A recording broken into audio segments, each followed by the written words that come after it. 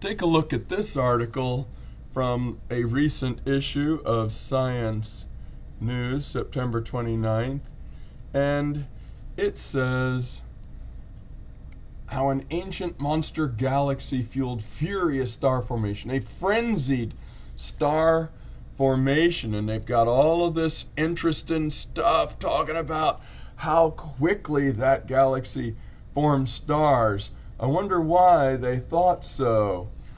Probably because it had to do it to make a lot of their other ideas seem true. Well, now, let's just do a little chemistry 101 here. As gas clouds contract by any means, gravity or whatever, in this case in space it would have to be gravity, gas clouds always contract and heat up. That's Charles's law of temperature and volume.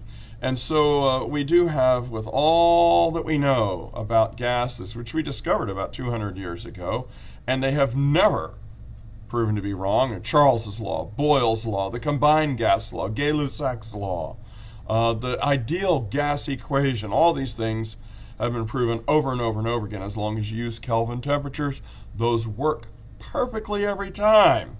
But not in the world of the fantasies of the Big Bang believers.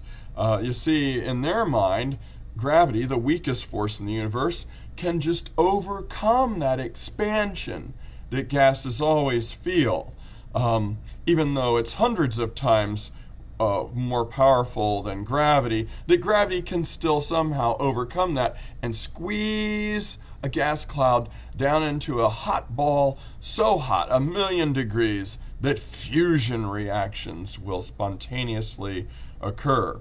Well, back in 1902, there was a guy named James Jeans in England who proposed the Jeans instability, or the Jeans criteria, which I was never taught about in college, and Big Bang evolutionists and naturalists have resurrected this equation, very mathematically derived, quite a derivation, very complex, of course, and 100% theoretical and hypothetical. Never been tested, never got any scientific data that indicates that it actually is true, but that stars are going to form anyway. Going against all the laws of science, the Jeans condition is touted as oh, you foolish creationists, say the evolutionists, the Big Bangers, say, no, you got to understand, the Jeans condition solved that. Without actually going into it or explain it, they never explain the Jeans condition. It involves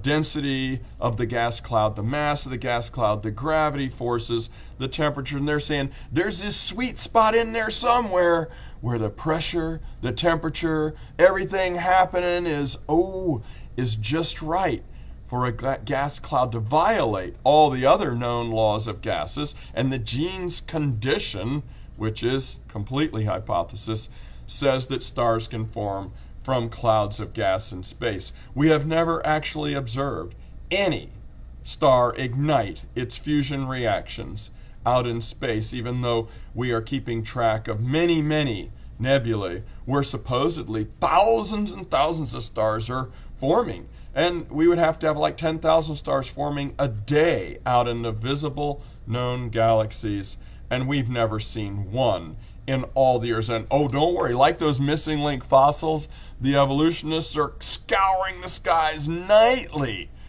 trying to prove that stars do ignite all by themselves. And again, it's just another one of the faith is the substance of ignited stars not seen, the substance of things hoped for. Oh yes, the essence of stars not ignited, never seen, and the substance of Jeans conditions hoped for. That's faith, but it might not be good thinking. You keep thinking, Dr. Jackson.